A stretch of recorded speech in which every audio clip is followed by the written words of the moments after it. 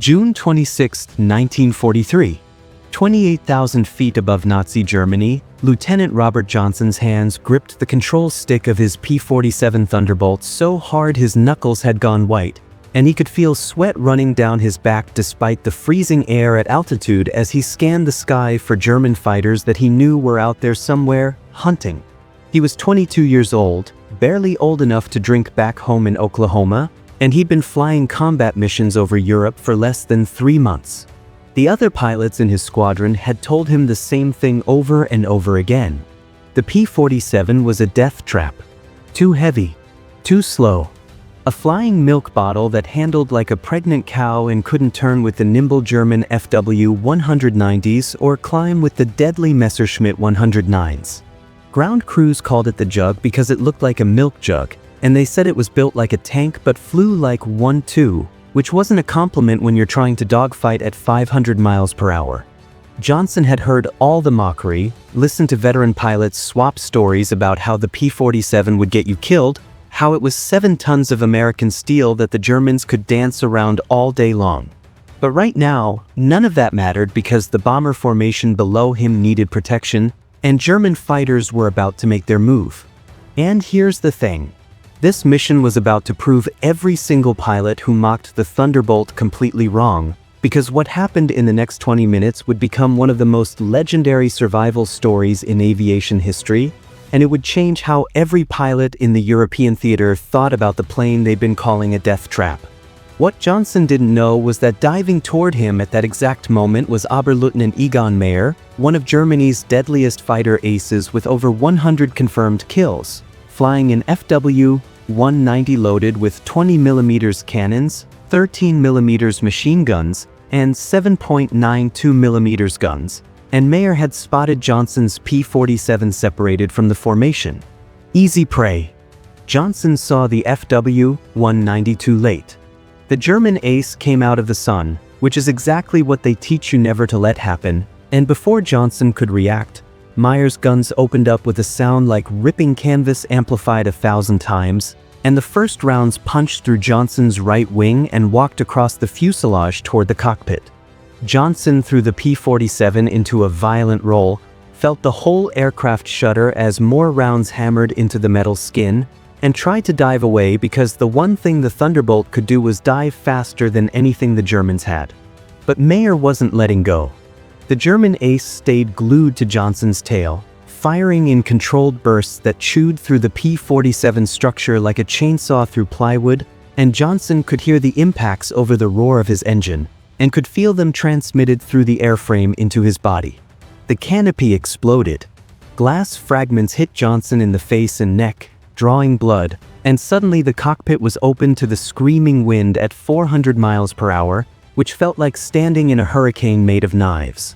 Johnson tried to radio for help, but the radio was dead, shot to pieces. He tried to bail out, but the canopy mechanism was jammed from the damage, trapping him inside what was rapidly becoming a flying coffin. Mayer stayed behind him, methodical and professional, firing burst after burst as Johnson threw the P-47 through every evasive maneuver he knew.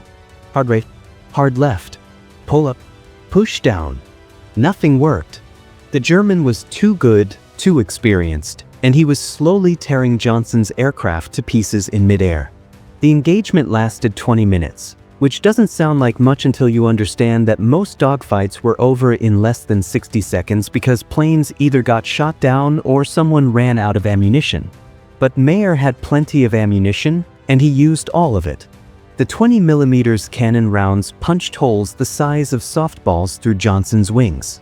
The 13mm guns shredded the tail section. The 7.92mm machine gun bullets riddled the fuselage with hundreds of smaller holes that looked like someone had attacked the plane with an ice pick. Johnson felt impacts behind his seat and knew the armor plate back there was the only thing keeping him alive, felt the aircraft start to lose hydraulic pressure as fluid lines were severed, watched in horror as his engine temperature climbed higher and higher because cooling systems were failing. Johnson was bleeding from a dozen small cuts on his face and hands, his ears were ringing from the noise, And every breath he took was harder than the last because Mayer had destroyed his oxygen system and he was at an altitude where you need oxygen to stay conscious. The P-47 was streaming smoke from the engine cowling and leaving a trail across the sky that every German fighter in 50 miles could see. Johnson knew he was going to die. There was no question in his mind. The aircraft was too damaged. He was too hurt. And Mayer wasn't stopping. Then something strange happened. Mayer's guns went silent. The FW-190 pulled alongside Johnson's crippled Thunderbolt, and through the smoke and the shattered remains of his canopy, Johnson could see the German pilot looking at him. Mayer had fired every round he had, emptied every weapon on his aircraft, and the P-47 was still flying. Still in the air. Still refusing to die. For a moment that stretched into eternity, the two pilots looked at each other across 100 feet of empty sky, and then Mayer rolled his FW-190 away and disappeared, leaving Johnson alone with his dying aircraft. But the P-47 wasn't dying. The massive Pratt & Whitney R2800 engine, an 18-cylinder radial beast that weighed over a ton all by itself, kept running despite taking multiple direct hits that should have caused catastrophic failure. The engine was designed with redundancy in mind, with systems that could lose half their components and still function, and right now that over-engineering was the only reason Johnson wasn't plummeting toward the Earth.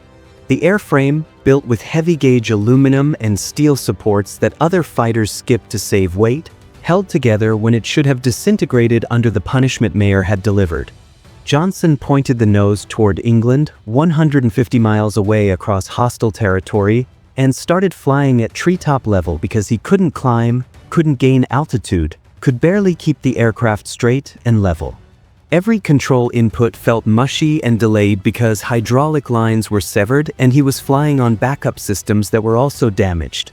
The engine was running rough, missing on at least 3 cylinders, vibrating so hard that Johnson's vision blurred. Smoke filled the cockpit and made it hard to see the instruments that were still working, which weren't many because Mayer's bullets had destroyed most of them. He flew for an hour and 40 minutes, fighting the controls every second, expecting the engine to seize or a wing to fold or the whole aircraft to just come apart in midair. German anti-aircraft guns shot at him when he crossed the border into Belgium, but they missed, maybe because he was flying so low and erratic that they couldn't track him properly. British Spitfires spotted him over the channel and escorted him home because they thought he was about to crash into the water, but the P-47 kept flying, clawing through the air on that damaged engine and those shot-up wings. When Johnson finally reached his base in England and lined up for landing, he had no flaps because the hydraulic system was gone, no radio to tell the tower he was coming in, and barely enough control authority to keep the wings level. The landing gear came down by gravity alone, and he hit the runway hard enough to blow both tires, but the P-47's tough landing gear absorbed the impact without collapsing. The aircraft rolled to a stop, smoke still pouring from the engine, and Johnson sat in the cockpit for a full minute before he could make his hands unclench from the controls. The ground crews surrounded the aircraft and went silent. They'd seen damaged planes before, seen aircraft come home with bullet holes and battle damage, but they'd never seen anything like this. They started counting the hits and stopped when they reached 200 because there were too many to count accurately. 21 holes through the wings, some of them big enough to stick your fist through. 19 holes through the fuselage, including several that had severed critical systems.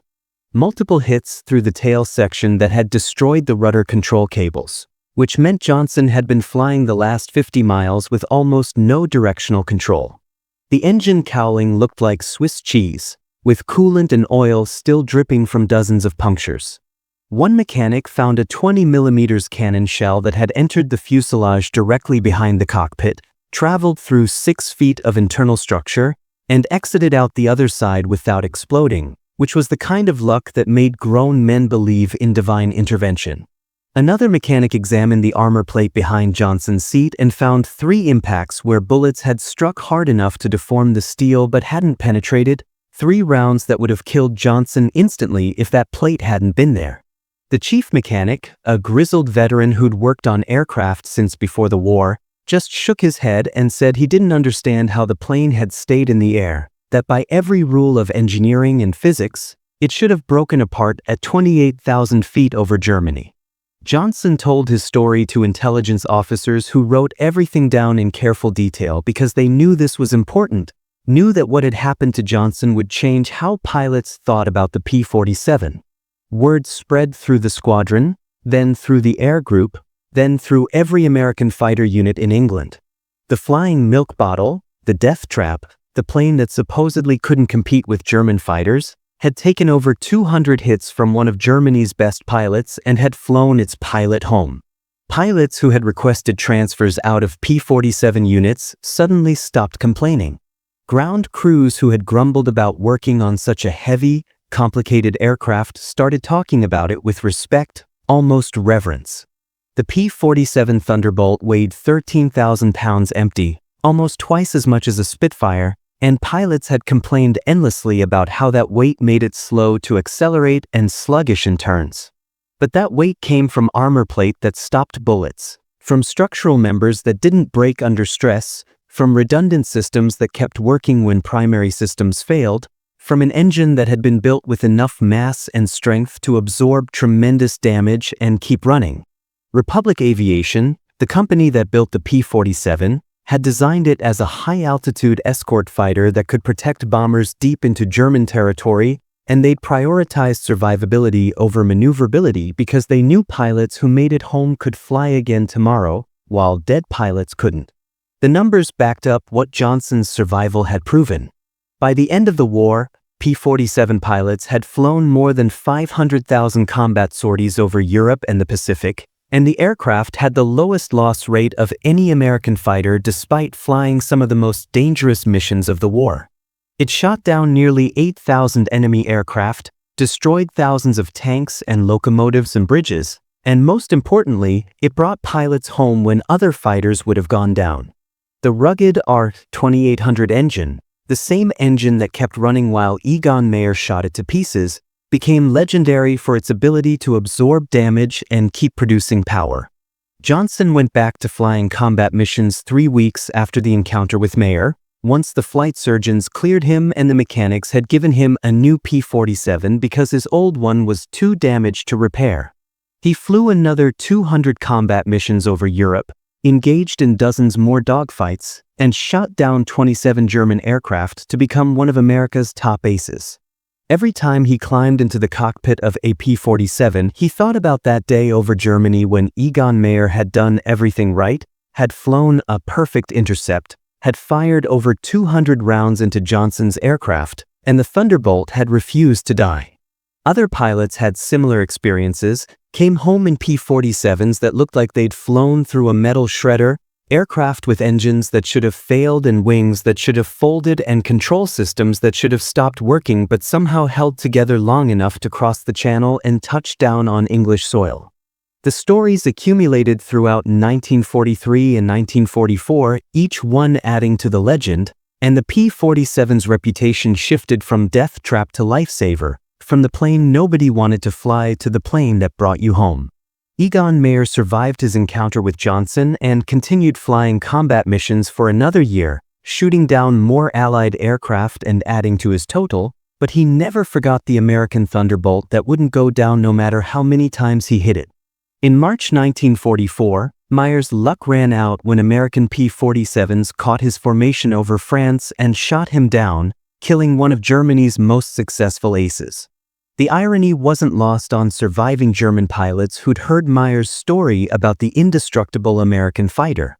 Republic Aviation built 15,686 P-47 Thunderbolts during the war, more than any other American fighter except the P-51 Mustang, and they built them heavy and strong and tough because they knew the difference between a good fighter and a great fighter wasn't just speed or firepower but the ability to take punishment and keep fighting.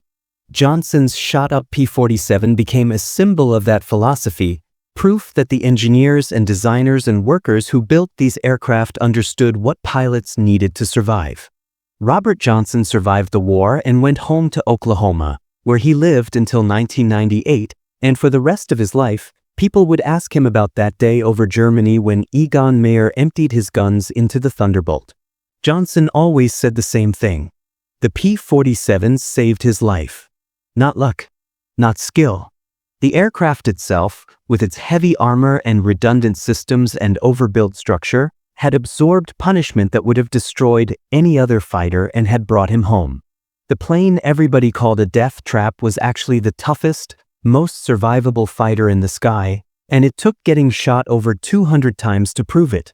Thanks for watching this story from WW2 Vault about the day Robert Johnson proved the P-47 Thunderbolt was more than just a flying milk bottle. Next week we're covering the moment a single American tank held off an entire German division for 12 hours. Hit that subscribe button so you don't miss it, and we'll see you in the next one.